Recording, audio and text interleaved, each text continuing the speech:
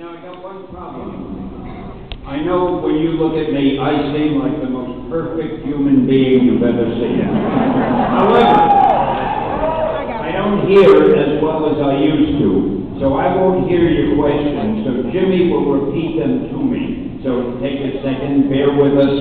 In fact, if I can't hear Jimmy, we're in big trouble. But all right.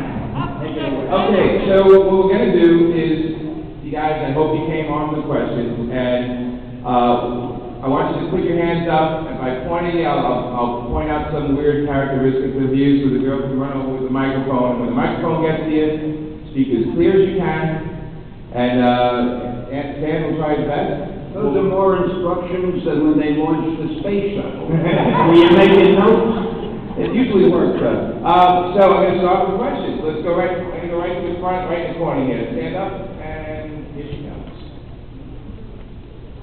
Thank you. First off, Stan, thank you so much for coming to Florida, coming to Vegas now. Well, you're very welcome. Thanks for having me. I finally found a place to take me away from that freezing weather in Los Angeles.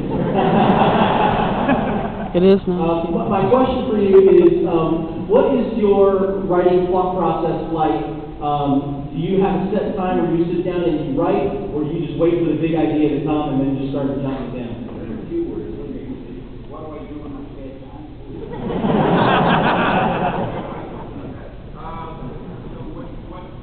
What's your process today? You get up in the morning? I better get up in the morning. I hope I get up in the morning. We have a new company called POW Entertainment, P-O-W. Now, you probably all have suspected that the word POW stands for Purveyors of Wonder. And we work on movies, television, video games, anything that's publishing. So I go to the office in the morning, I work with a guy named Gil Champion, who's my partner, my business partner.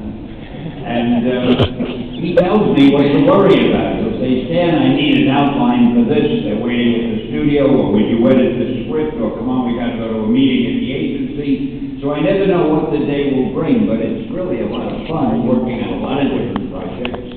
And we have a little involvement with the Walt Disney Company. They bought a small piece of our company, so a couple times a week I have to run over to Disney in Burbank. We're in Beverly Hills. You go to Burbank, you got to drive for 3/4 of an hour over the hill. And I guess I'm not as influential as I thought. I'm trying to get Disney to move their whole operation to Beverly Hills to make it easy for them.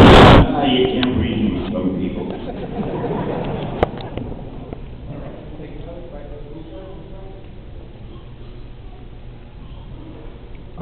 My question is, would you receive suggestions on what a new supervillain or superhero might be? What a new superhero or supervillain might be.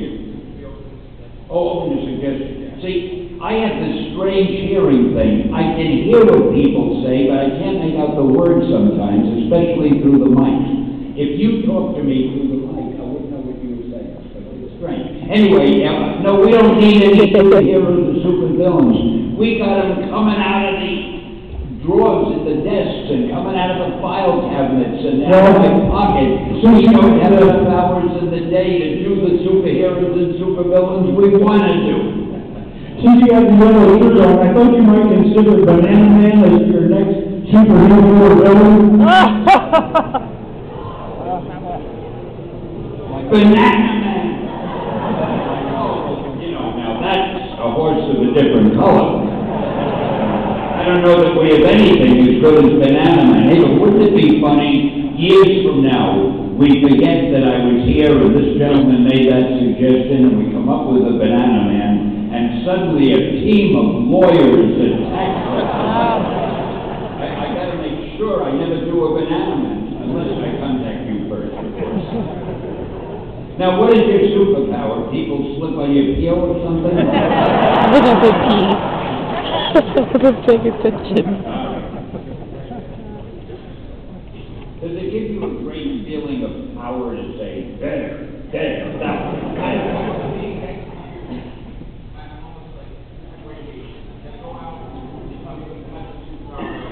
and another lawyer on account of my erasing game. All right, go ahead. Out of all the characters that you've created over the years that, you know, you have some type of sense of ownership of, as things evolve, times evolve, and artists have changed, the writers have changed, and to take your characters in different directions, what's the one time somebody did something to one of your characters and you just went, man, I wish they never did that? I heard of all the characters I created, and I couldn't get it. Yeah, that you just couldn't, that you wish they never went in that direction. No, that you wish that they never went in that direction.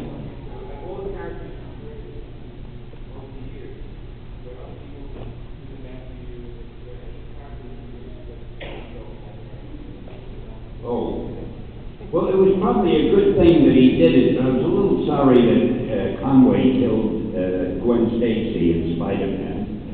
And other than that, no, I think the guys have been doing a wonderful job. And a lot better probably than I would. I mean, I never would have thought of Wolverine, and that's one of the great characters that we have. And Deadpool is really good. And, so, it's probably a good thing I'm out of there. Who knows what they'll come up with next? Who's Deadpool? I'm not really out of there. I'm just not doing any new things with it. Hi Stan, I've come over from the UK to meet you, got a child here of mine. By the way, there is a banana man already in the UK, so sorry about that. Banana Man. You're kidding, really? Who publishes it? DC Thompson. No wonder our books aren't selling as well as they are. All that competition. Anyway, I just wanted to know, you know, as I'm meeting my childhood hero, did you have a childhood hero you ever got to meet, or is there someone you'd still like to meet? I want to go to the UK. Well, my childhood hero, when I was a kid, was an actor called Errol Flynn. To me, he was just the greatest. I mean, he was Captain Blood, and he was the mayor of Dodge City, and he was Robin Hood, and oh man, I mean, and he always had that cheerful little smile, and he could beat up anybody. When I was about 12 years old, I'd come out of a theater after I had seen one of his movies, and I had an imaginary sword at my side, and I was looking for any little girl that some bully might be picking on so I could come to her rescue. I tell you, I was so influenced by Errol Flynn. Now I'm just influenced by all the artists and writers in the business because they're all geniuses. I think the books have gotten so beautifully illustrated, and we have writers now in the comic books who are television writers and screenplay writers and novelists, and they wouldn't have looked at comics years ago. Now they all want to write for them. It's a whole new thing, and I ventured far afield from the question, and I'm sorry.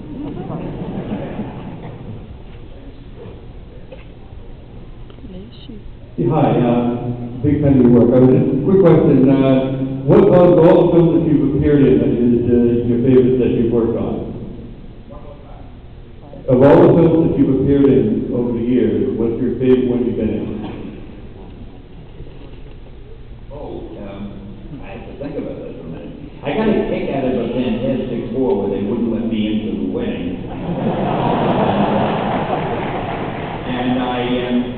It wasn't funny, but I liked the Spider-Man where I spoke to Peter Parker and I said to him something about sometimes one man can make a difference. Yeah. And then the director, as I left, he said, I want you to add "nuff said." And I thought that was great that I said "nuff said." Now they are such perfectionists when they do these movies. Would you believe a month later, he called me back to the studio to do a little voice recording. I said, what's the matter? He said, when you said "nuff said," there was just a little something in your voice. I'd like you to say it again. Now, all I had said was "nuff said." So in the studio, I said, "nuff said," and he said, that's better. I never understood why